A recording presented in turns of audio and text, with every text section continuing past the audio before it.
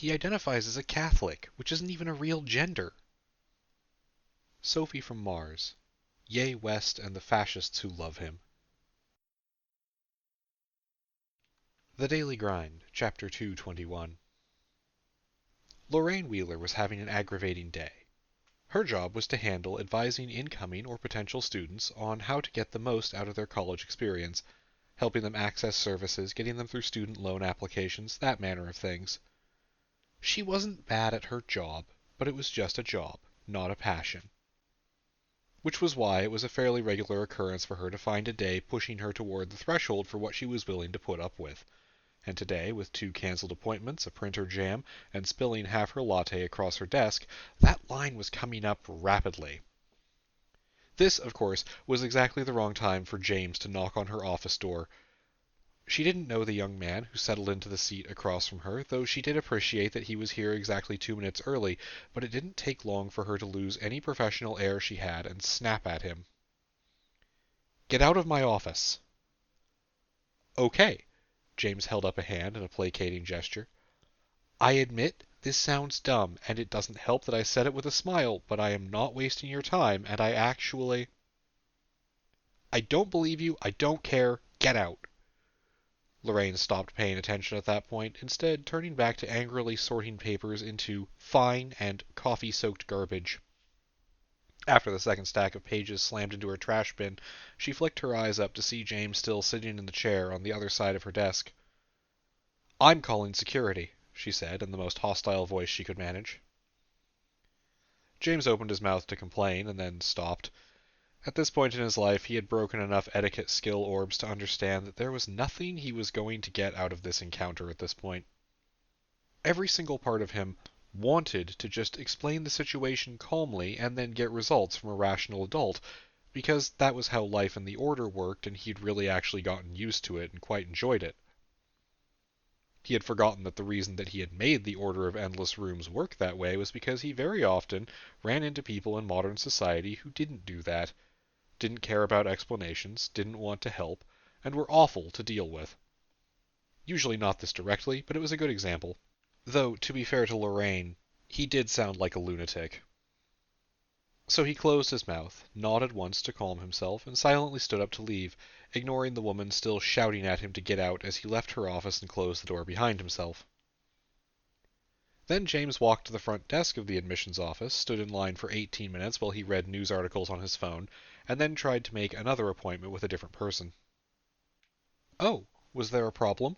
the student assistant behind the counter asked, looking back toward the twin hallways that led to the offices past her desk. Yes," James said. "I think she's having a bad day. It's fine. I just don't know who to talk to about this, and she wouldn't believe me when I tried to explain it." "Well, maybe I can help." The young woman opened a new file on her computer. "What was it you said you were here for today?" James cleared his throat. "I'm trying to help a friend of mine audit some classes, and was looking for information and resources for her. There's a few issues with this, one of which being a lack of documentation." The assistant nodded knowingly as she capped the lip gloss she was using and smiled at him. "We can actually work around that. ID requirements are mostly optional if you know what forms to fill out." "Right. Also, she's, differently abled?" "We can work with that too. Professors are required to have full lesson plans now that can be studied as notes, so note-taking isn't as required. The college has an organization that provides personal aids to students that require help navigating campus, though access is prioritized based on medical need. Do you know what your friend's condition is exactly?" "Australian Shepherd, I think," James said sheepishly. The woman looked up at him slowly, eyes not quite showing comprehension as she waited for him to explain. "Dog. She is a dog. That's the issue." "If this is an Airbud joke, I understand why Ms. Wheeler kicked you out." "I was going to make an Airbud joke, I'm not going to lie to you," James admitted with a sad look on his face. "But I'm also serious. For reasons that are too complicated to get into right now, I am trying to enroll a real actual dog in some veterinary biology classes. She's capable of understanding spoken and written English, Spanish, and French, has capacity for general intelligence close to baseline human, and wants to attend class.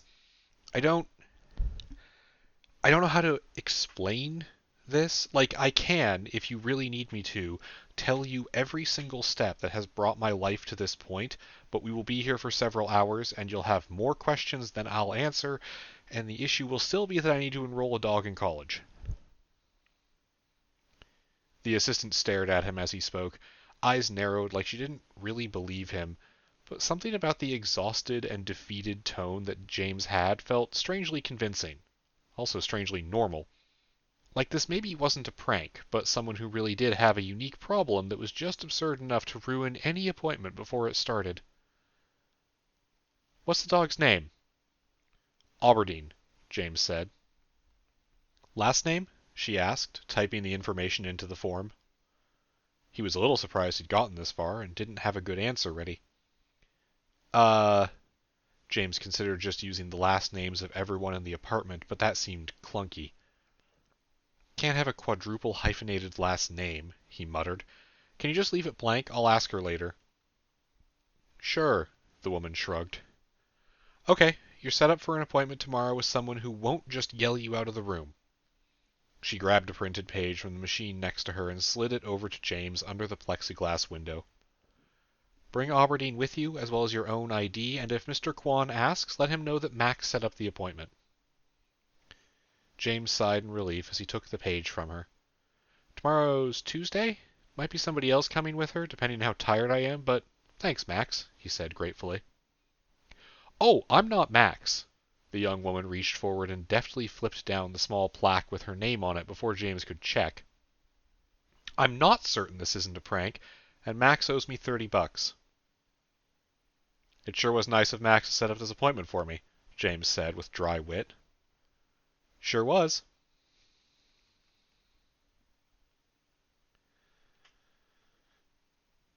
James found Ben in the briefing warehouse. Or rather, he made an attempt to find Ben in the large shared room, wishing he'd either kept his coat on or that somebody would turn on the heat. James rubbed at his bare arms as he headed into the back of the building. He was just starting to wonder why there was some kind of folding wall thing set up around the section their rogue division used when JP casually slid into his way. Hey, his friend said easily, with a casual grin that James had come to worry about. How's it going? My Airbud plan didn't work, James cryptically replied. Also, hey, I need to talk to Ben and get my update before the scheduled thing later. Which one? JP asked, with the kind of half-attentive tone that meant he probably knew but was offloading the work of remembering onto James. James rolled his eyes. The general forum, the one where we make plans and then figure out who executes those plans, and I'm supposed to be there this time because we're discussing how to move forward with the New York thing as a general strategy, and you are also supposed to be there. He glared at JP. Anyway, Ben's been collating updates for me, so I'm going to get him to fill me in on anything important and then go tell Deb to take vacation. Why? JP seemed confused. Does she annoy you or something? She has been here something like 20 hours a day, every day, doing I don't know what, and she should probably have some time off, whether she wants it or not, James grumbled. I mean, I know what she's doing. It's shaper substance stuff, which is fun to say, by the way, but she's really hung up on it. She spends basically all her time either doing tests on that stuff or planning out changes with people or that kind of thing. And that's on top of still being the primary physician for every chimera in the building, and JP held up both hands, dipping his head in a clean motion as he stopped James. Sorry, hang on, he said. Chimera? I kind of feel like we shouldn't like the term rat roach, and I'm trying something new, James said. Because none of them had any suggestions, but Kika and Isha both agreed that a new species name would be okay. What do you think? No good? Well, I just feel like you're inviting them to get Bellerophon with a name like that, JP said without hesitation, and then seeing James staring at him with an incredulous look, one palm pressed into his forehead, asked, What? I'm not allowed to make mythology references, but you are? You're the worst person to give that power to, and I say this because I know you. Anyway, JP continued smoothly, ignoring James's offended noise, why not name the species based on what they are after shaping themselves, or is that not something that's coming up anytime soon? James composed himself and decided to ignore JP's casual roasting. Actually, I do think they're starting pretty soon, he said. The main thing is managing the pain, I guess, which is why testing was slow. Because using it hurts, right? Probably not a good idea to make myself even sexier than I already am, huh? JP mused quietly. Although, he ran 2 fingers down the side of his hairline. James interrupted his friend's thoughts, such as they were. No, like, I want to be clear on this. It hurts to use, and then it doesn't stop hurting. Like, you can give it a kind of general direction if you want, but if you don't give it detailed specifics on how the changes it's making should work, it kind of defaults to chronic pain a lot of the time. So a bunch of this lead up has been a focus on practice and biology study, and not actually how does magic goop do. It's also why I don't have a tail yet. James sighed. JP leaned sideways to look behind James. Was that a thing you wanted? I thought you knew me, man, James quipped. Anyway, this has been a nice distraction, but I actually do have stuff to do today, so if I could get past you... Oh, Ben, right, JP snapped his fingers. We're trying to figure out what he is. Can you come back later? James sighed and looked around for something to sit in, coming up strangely empty, though he did get an apologetic look from Charlie 2 tables over, whose group seemed to have stolen all the chairs. Suppressing the confusion he felt over where the rest of the chairs went, he settled for leaning on the side of a heavy desk. So, the wall there is because you put him in there alone to see what his original shape was when he's not being observed? No, the wall there is to see if he turns into a Camerconda when everyone around him observing him is a Camerconda, JP said. It's not working. Ben's entirely human voice came from the other side of the folding wall. James took a deep breath. If Ben can hear us, he said slowly, then wouldn't that, maybe, impact whatever shape-shifting powers he hypothetically might have? I'll be honest, I was thinking that too, but I didn't want to say anything. Ben's muffled call made irritation flash across JP's face and threatened to send James into a fit of giggles.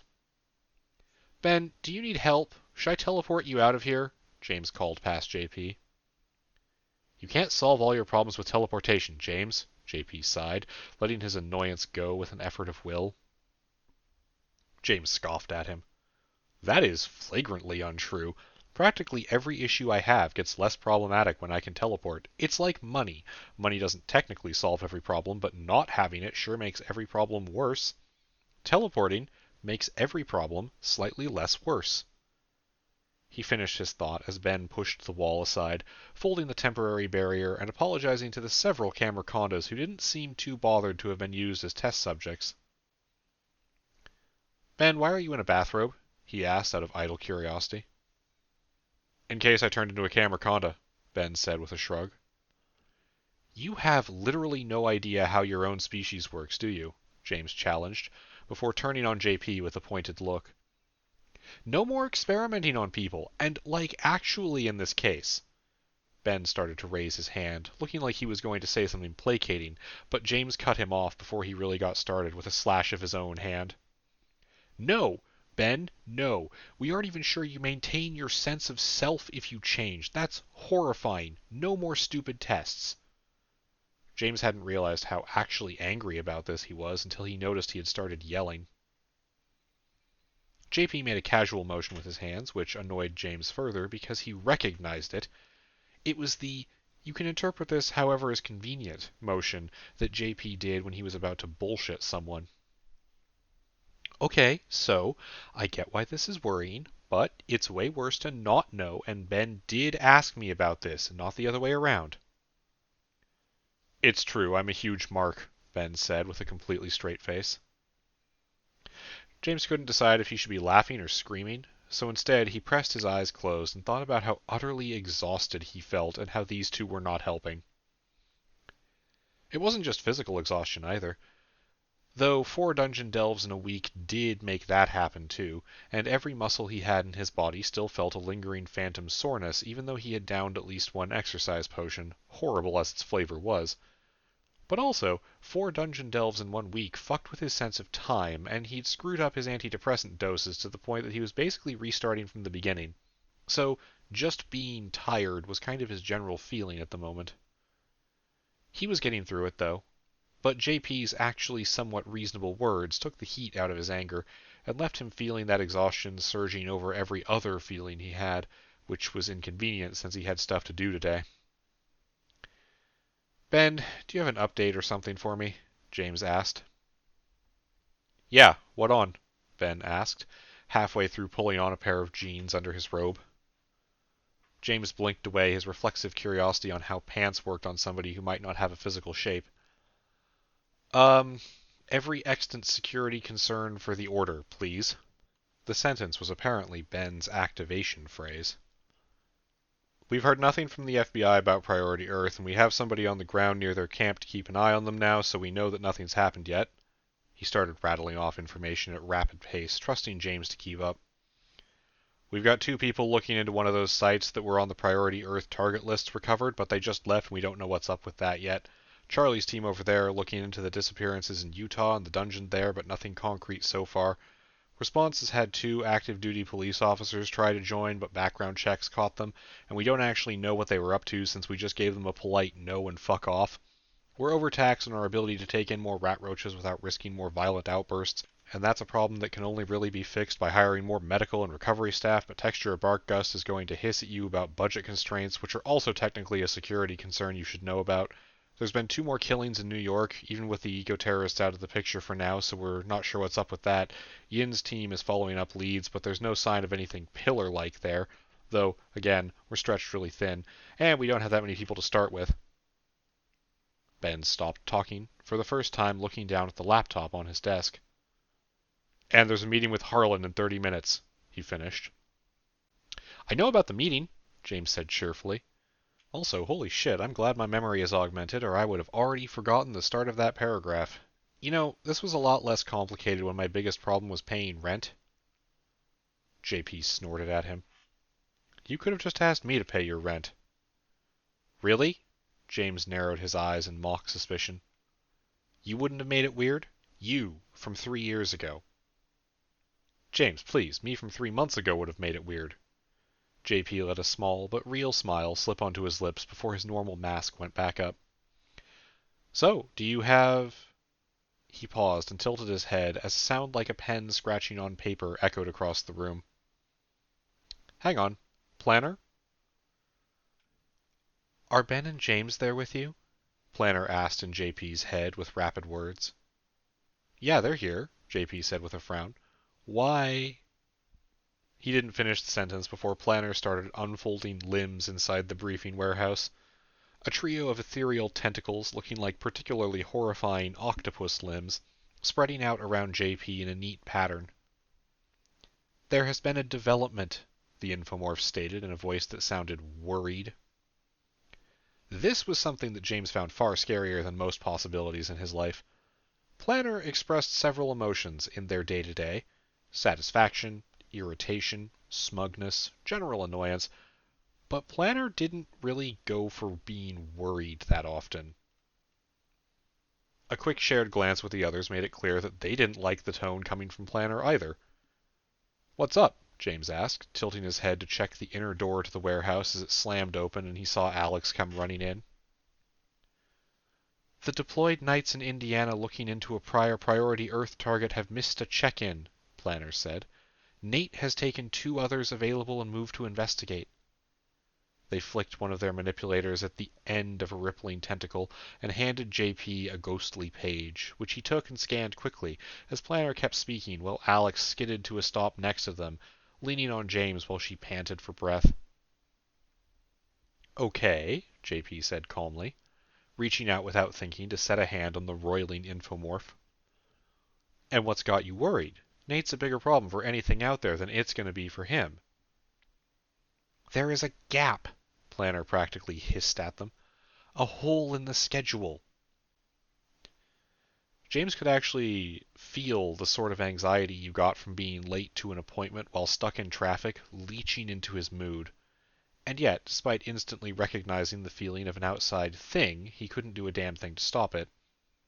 Judging by the sudden spike in the intensity of the glowing orange lights in his vision that Zhu used to show him potential paths, his navigator was experiencing the same thing. Wait, hang on. He tried to push through it, which actually worked out okay. James was great at ignoring his emotions, and he'd gotten really good at being late to things over the course of his life. Planner, are you talking about the meeting with Harlan? Yes, Planner snapped like James was an idiot. Wait, so... Oh, hey guys, by the way. Alex cut herself off, sweeping a hand across the sweat beading on her forehead under her short bangs. So you woke me up and had me sprint up here because someone might be late for a meeting. Yeah, we can just solve this. It's not a big deal. Ben and Alex will go. JP shrugged, then looked over at Ben, who was giving him a slow shake of his head. Alex and James will go. How come you're not involved in this? James asked. Actually legitimate security reasons, which chafes a bit. JP looked halfway between apologetic and annoyed. There's always got to be at least 2 people on site with clearance for the really dangerous stuff, and today it's just me and Davis, since Nate's gone. Also, I need to get in contact with him. Ben, start our check-in, please. JP ordered, sounding eerily different from the guy James remembered being friends with in high school. James crossed his arms. What if I had plans today? You didn't, Planner said, still trembling with anxiety. James winced. Okay, sorry, Planner. This is obviously bothering you a lot. Are you okay? Like, I'm fine doing the meeting. I just figured Nate would want to handle it. Alex, you good for adventure? The last time I said yes to that, someone blew up a house on top of me. Alex tried to play it off as a joke, but James could see legitimate concern in her eyes. Do we get backup at least? We are out of available nights, Planner informed them. I have added you to the schedule, thank you. The infomorph coiled back in on themselves, almost completely disappearing except for a small manifested patch that left a hazy pastel glow at JP's side. James made a very firm mental note to talk to someone about Planner's anxiety when it came to missed appointments. He wasn't sure if it had come up before, but this was a sharp change in behavior from the infomorph that lived in the minds of over half the Order. He didn't even run Planner himself, but he still felt the emotional bleed-off from the living idea when they started to panic. All right, Ben and I are going to get to work. You two get ready to go. You've got about 15 minutes, I suppose, JP said, turning back to where Ben was already sitting at the other end of the desks with a headset on, talking to someone in a soft tone. James and Alex glanced at each other, then shrugged. So, are we going to die this time? Alex asked, in a way that disturbingly sounded like a real question. No, James said. Actually, really, no. It's a simple meeting. We're going to go talk to Harlan, give them give them the information on their people, get some information on a couple dungeons in return, and then leave. And nothing terrible happens, Alex said, scratching at the back of her hand. Right, James nodded. They stood there for another minute in silence together, watching Ben and JP start running through what seemed like a streamlined routine, which was itself surreal for James. He knew things were changing, but this was something he never expected, even when he kept actually seeing it happen. His brain just didn't click with the mental image of JP being a responsible adult. He and Alex turned back to each other at almost the same moment. I'm going to go get a bunch of shield bracers and use the stupid crown thing a few times, Alex told him. Good call. I'm going to go get a gun and a bunch of potions, James nodded back. Cool. Skulljack things? Got one. Alex patted her pocket. Get me a gun too? Right. Get me several shield bracers. Right. Alex nodded. Don't forget to call your partners, she said as the two of them split up. James already had a phone up to his ear. Already on it. Back here in 10? She shot him a thumbs up as the call clicked active. Hey, Alana, I know you're busy, but...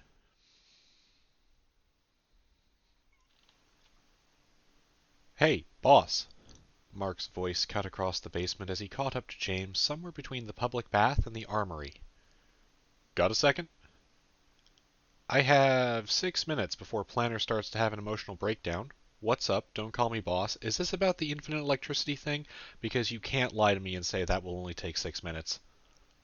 James shifted his grip on the hard, plastic, matte black cases that he was carrying as he talked. Mark jerked his head up in a slight nod, before deciding to not really engage with whatever James had just said, and ask someone in research later. Sure. Hey, why do you have a memorial spot for me in the secret graveyard already? What? James, unfortunately, didn't have a choice but to be thrown off by Mark's words. The secret... What? No, please, let's talk about budget for the construction projects or something. You got a room down here with a corpse and a bunch of dungeon drops and name plaques on them, Mark insisted. There's a Cameronda religion thing there. Come on, you're not an idiot. Oh, that secret graveyard. James slapped his forehead, deciding to assume that Mark wasn't trying to be an asshole on purpose. Right, what about it? I've got a spot there, so what the fuck? Did I die and you cloned me and didn't tell me? Because my wife is going to be pissed. I think that legally annuls our marriage. Mark said the last part as a joke, but James could tell the man actually seemed upset. James tilted his head up as he tried to remember every one of the too many names in their memorial. What's your last name? He asked suddenly. Diaz, like it says on the plaque. Yeah, wow, okay. You're not a clone or anything. God, I can't talk today. This is perfect for diplomacy. You're at the tail end of a weird coincidence because we actually had somebody with your same name who was here when... Well, you can ask Reed or Nikhail about it if you want. Mark shifted to the side as a Cameronda slithered by, leading a nervous-looking rat roach who flinched away as the big man made an "oop, sorry" utterance. So, not a clone? He asked James. Not to my knowledge. Ghost? Mark prompted. Mark, sometimes people have the same name. Mark folded his arms and scratched at his beard. Around here? The last time someone said that, it turned out to be a clone. James rolled his eyes, somehow crushing his desire to get into this argument right now. As much as he really wanted to enter into a conversation about the taxonomy of whatever Ben was, or maybe whatever Anesh was, depending on who Mark was actually talking about, he didn't have the time. Man, I've got 2 minutes left, and I still need to load a set of mags. Can we talk about this after the forum tonight? Sure, sure. We can talk about our dystopian architecture down here, too. I've got some ideas. Mark nodded. James really wanted to dig into that, too, but he was low on time and low on loaded bullets, so he just rapidly ducked past and hustled to the elevator, a million curiosities popping up in his way as he did so. But he'd have to make time later to hear about their potion production line, ask after the weirdly expanded park and the lobby around the elevator, and join the multi-sided argument about space elevator construction. Right now, he was in a hurry.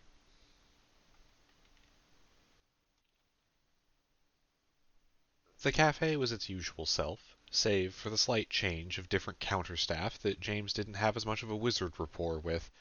Also, music that was a little too loud today, and a cold feeling that wasn't normal. Not just because it was cold, though it was, and James still hadn't gotten around to playing dice with another batch of purple orbs to try to get some kind of magical thermal underwear, but cold because this place, this space that he went to with his partners and friends and his dog sometimes, where he occasionally saw Deb and frequency of sunlight on dates, where he went to decompress and process things when he was having a hard time, this place was now something else. It was a place where someone had kicked over the comfortable illusion of safety and reminded James that if anybody really wanted him dead, they could probably find him. By accident, even. And yeah, he was exaggerating that a little bit.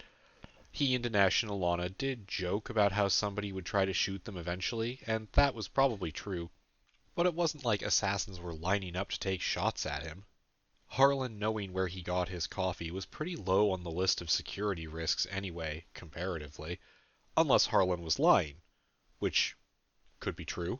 Alana's empathy power was pushed well into inhuman ability at this point, and her read on the enigmatic mercenary pointed to somebody who was stumbling blind. But that was still worrying, since anyone stumbling around while that heavily armed was an issue. But it did sort of put Harlan below the local police department in terms of ranking people who might shoot him on purpose. Do you wonder if Planner's having an aneurysm right now? Alex asked, poking at the coffee cup on the table. The two of them were sat facing each other with a clear view of each potential entrance, though away from most of the other tables. Despite the controlled Skulljack connection letting them speak or message each other silently, Alex still chose to speak out loud. James flicked a fingernail against his own cup. "I think I am," he muttered back. "You know, when someone from a shadowy magical combat team says they'll meet with you, you kind of expect them to not be late." "Everything in Harlan's dossier makes me think they'd be late," Alex retorted. "Maybe it's to lull us into a false sense of security." "Do you feel secure?" James asked honestly, as he gave a mental nudge to Zhu just to check in with the navigator. Zhu was mostly asleep at the moment. Not manifested, not actively on a journey. It left infomorphs a bit out of sync with their hosts when they did this. They weren't exactly not there, but they weren't available for casual conversation, and they didn't see the world the same way as when they made themselves forms in the physical. James didn't get an immediate response from the navigator, so he let Zhu keep resting. "I don't feel secure," he told Alex. Alex huffed, leaning forward on the table. "I mean, the longer we sit here, the more silly I feel for having a whole bunch of weird gear on. The stupid boot itches." "It's a greave," James said, and instantly jumped to intercept what Alex was about to say with a wide grin on her face. "No, I'm not sad. You stole this joke from Momo. I've gotten hit with this thrice now." "Fuck," Alex sighed. "Well, there goes my entertainment." "You need—" "Oh, eyes up." James cut himself off. "Harlan's here." Simple words, but all sense of fun vanished as the tattooed figure in their apparently standard issue black turtleneck walked in. James fired off a message to JP and Ben, but didn't open a call. The expectation here was this would be a simple exchange of information and nothing else. He and Alex would loop JP in if anything required it, but until then, James was actually authorized to negotiate. JP had even made him take yellow orbs for it. Etiquette, sales had actively made James feel slimy, while law, business, contract had left him with a blanket understanding of how to structure terms for deals like this that he hoped he wouldn't need to get into the gritty details of. James also wasn't sure why they just had those orbs lying around and labeled already. JP had just muttered something about it being a late Christmas gift and then banished James to the meeting. James set that aside as he watched Harlan move in, the supposed leader of the wolf pack ignoring any pretense at being at a cafe to order off the menu, instead zeroing in on their table. They moved with a kind of deliberate walk that James was starting to learn to recognize as the motion of somebody who was prepared to do violence on short notice. "Do I get a chair?" Harlan asked, the slight amount of very real confusion in their voice shattering the illusion of someone who was in complete control. James pointed to an empty table next to them, and Harlan rapidly flipped a chair around by its back, deftly setting into it. "So, made your decision?" Making a tiny hand motion to stop Alex from being snarky about how Harlan was late, James just answered simply. "Yeah, info for info. We tell you where your people are, you answer a few questions." Harlan's eyebrows went up ever so slightly. "Don't want to know about an extra door or two?" "Oh, I absolutely do," James said, filing away yet another alternate term for dungeons in his head. "And we can add that if you can't or won't answer." He folded his hands under his chin and leaned forward. "You'll answer first, obviously." If the insinuation that the Order was slightly more trustworthy than Harlan's Wolfpack offended Harlan of Harlan's Wolfpack, they didn't show it. "Ask then," they said simply, voice lightly melodious. "What do you know about the pillars?"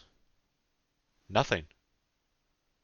The answer actually caught James off guard. He'd expected at least a cryptic warning or something. "How about what's going on in New York?" he followed up, a little confused. "The job opportunities?" Harlan said the words in the cadence of somebody making air quotes. "There's a lot of money getting shuffled around, but it wasn't worth it, even if they were acceptable. Too much risk, something weird going on." "Weird is relative," Alex pointed out. Harlan glanced at her like they hadn't paid attention to the fact that she was someone different than last time. "Not like this," they said. This was too much. Every piece of local talent on two sides and everyone getting drawn in, everyone forgetting. We took 2 jobs, then left when the memories got bad. The Wolfpack is very good at recognizing when our memories go sour. The words were said with grim conviction. So you were there, James sighed. Harlan shrugged. We kill monsters, the operative offered. We don't have to do it for free. Better us than someone who won't care about the crossfire. So, to be clear here, James tried to keep his voice even and was pretty sure he failed. You are talking about murdering finance executives and account managers, yes? Well, killing. I don't think I'd call it murder. Harlan's voice was exactly the same even tone, like they really didn't care. For money. That was only one job, though. The other one was taking out some dumb fuck who was growing a more literal monster in a tenement so he could milk it for a wild drug. Him and his friends. And the monster. Harlan stopped talking, leaving James and Alex leaning forward slightly, thirsty for more details. What? They said. Alex cracked first. What? Where did the monster come from? Tampa. No, the literal monster, not the dude. Oh, don't know. Doesn't really matter. There's a lot of things wandering around, though people forget most of them. Harlan gave an unconvincing shrug. Any other questions? Yes, James said, looking away briefly to flick his eyes to somebody walking by outside before continuing. Though if you want to chat later, I'd love to circle back to everything you just said, but the important one. From an outside perspective, what do you know about us? Harlan cocked their head and gave an appreciative nod, a vicious little smile spreading on their lips for a moment. Around the corner, an espresso machine hissed. The sound of growing conversation pressed in around their somewhat isolated table. Security testing, they said. That's a good sign. According to your flowchart? James snarked lightly, keeping an eye on the flow of foot traffic out the window near them and through the rear door of the cafe. No, Harlan denied, with a dismissive confidence. They said the word the same way they did last time, right before Alana had told James that Harlan didn't trust a single thing they themselves said. James Lyle, Paladin of the Order of Endless Rooms, you keep popping up in weird places, personally and as a group. Recently you pissed off a Watcher cadre in Utah somehow, and you spooked the feds enough that they're making a whole new division for you. Which means that Russian and British intelligence are too, and your fake police force has a lot of people worried you're going to break through the mundane barrier and get a lot of attention. No one knows where the fuck you operate from, though, or how many people you've got, or what you can do, aside from teleport small groups. Harlan shrugged. You scare powerful people. Keep it up. They're all assholes. Even you? James asked, curious. Especially us, Harlan said, no trace of humor in their words. We're monsters too, same as everyone else. We'll be the last ones you need to kill, but don't leave me off the list. Okay, that's a little dramatic. Alex punctuated her quiet words with a grunt as she watched someone go past outside, then frowned and sent James a mental message. Hey, is that the same guy? She asked, pinging the person on the sidewalk. I noticed it too, James said. Keep an eye on him. It might be nothing, but don't let us get caught off guard. It took him under a second to compose and fire off the words, though rapidly formatting messages across Skulljacks like that tended to leave typos and missing articles. But it let him keep his attention on Harlan. No one can find us, huh? He raised his eyebrows, looking at the mercenary that had found them. Harlan nodded once. Not casually, and no one I've got record of. We don't have that many contacts, though. Yeah, I'm noticing there don't actually seem to be that many people like us. Or we can't find them. Maybe they're just like you, and the people who don't get it are the people who won't last long. Harlan's eyes flicked to where Alex was looking. Your rookie stares too much, they said. James cut off Alex's sputtered protest. Alright, last question probably. What are Watchers? Oh, they show up everywhere eventually, like fucking tumors. Anyone who acts like government and treats contexts like holes to plug up, they tend to kill a lot of civilians. Ah, I think we've encountered people like that. James's fingers, idly holding his empty coffee cup, crunched the thick cardboard as he found himself clenching his hand. Figures there'd be more of them. Well, if you decide to go after them, consider hiring us, assuming you've got the cash, Harlan offered. Protocol's clear on that part, they added. So, my answers, my people? Here you go. James slid a slip of paper with GPS coordinates on it over to them. Alaskan Wilderness. They're working with a group of... Well, okay, I can't honestly call them eco-terrorists because I think the original group died or got subverted or something. Either way, we ran into them because they were active in New York too, though clearly you lost them a bit before that. James took Harlan's small and subconscious nod as confirmation. That spooky FBI department you were talking about? They're looking into them. They might know where they are. This was a convenient partial truth. They did know where they were, because James had told them. They've also got your fancy Russian attack chopper and your teleporter. I knew we had another... Harlan cut their own words off, then offered James a grin that tried to mask sheepish embarrassment for revealing slightly too much, with something pretending to be cold anger. Well, I promised you a context, too. What's your poison? Lethal, dangerous, or useless? Oh, I have a lot of questions, Alex eyed Harlan suspiciously. Tough. This isn't worth more answers. Harlan pocketed the paper slip. Alex ignored the hostility entirely. No, I mean about the done... Context, whatever. What's the difference between lethal and dangerous? Oh, lethal to you or dangerous to the surrounding stability of the real world. Harlan flicked their eyes up like they were trying to remember something. Not sure why we went with that. Kinda awkward, isn't it? James and Alex shared a worried glance. It was one thing to get confirmation that the Wolfpack were essentially vaguely idealistic mercenaries. It was another to see these small bits of degradation that had happened to Harlan's own mind in person. The look, though, caused them both to notice something else at the same time.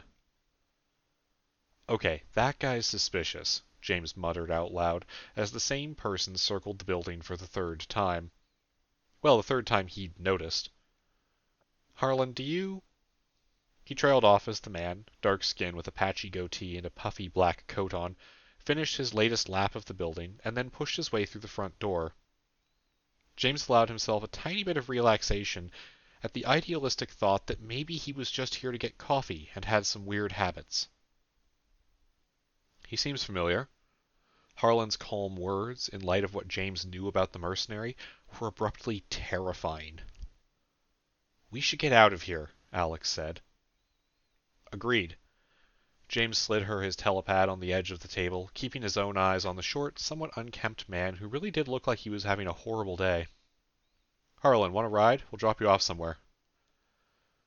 I feel like I should recognize him, Harlan said, their voice cracking slightly before they put the mask back into place. Yes, I'll take an exit. Want to kneecap this one and take him along? They didn't break their gaze on the man, who had stopped in the middle of the cafe. The barista was giving him an exhausted, slightly impatient look, though hers was less suspicious and more just, "Dude, come on, order already." James rolled his eyes silently next to Harlan. "No, I'm very sorry, everyone." The man's voice cut across the loud music and conversation with a mild Mexican accent. Most of the patrons ignored him, though a few people looked up from laptops or paused in their chats. This place was not exactly packed, but there were a good 20 or 30 people in here at this point. Almost everyone. The last words the man said as he turned to glare directly at James and Harlan, and reached into his coat to pull out a small metal cube. "Oh, fuck," James uttered, kicking himself up from his chair. The man raised his arm and moved to slam the cube into the ground, as Harlan fluidly beat James to a standing position and started unloading their suddenly drawn sidearm into the man's body. "No!" James shouted, yanking Harlan's arm down a second too late to stop a collection of plastic cutlery and napkins available for customers from getting splattered with blood.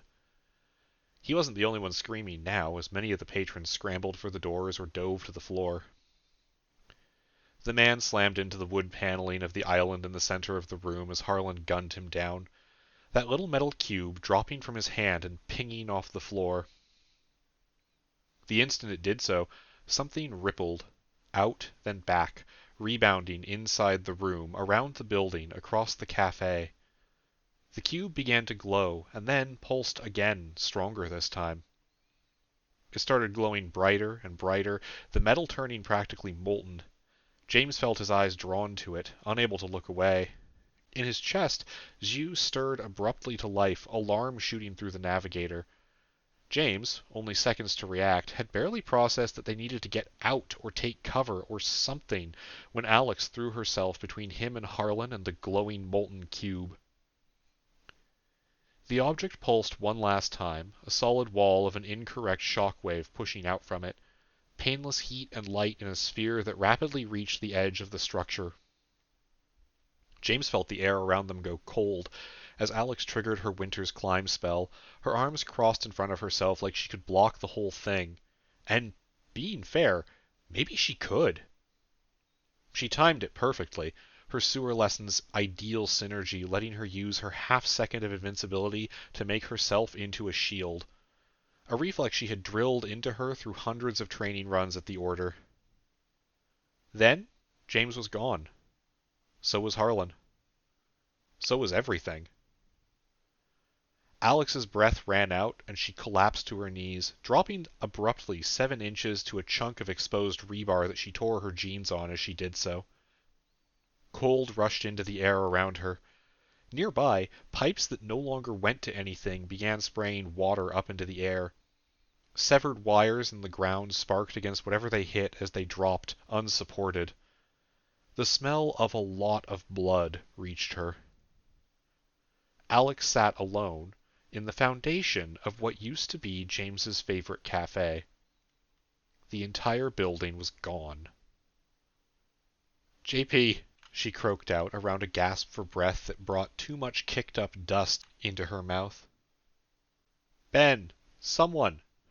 Alex fumbled mentally for the control to call somebody with her skulljack, not trusting her frozen fingers to manage her phone properly. Fuck! She screamed the word into the sky. Alex fumbled in her pocket as she heard panicked voices approaching, her head still spinning. But the disappearance of a whole building absolutely was going to get notice from the people in either of the restaurants that were literally next door. Already she could hear somebody shouting to ask if she was all right. People were frantically dialing 911. She couldn't be here right now. She had to get back. Alex tore the telepad that she still had on her and fell on her ass again inside the briefing warehouse, trading unhelpful shouts from random civilians nearby for slightly different shouts from people who might be able to do something about this problem. Fuck, she hoped they'd be able to do something about this problem.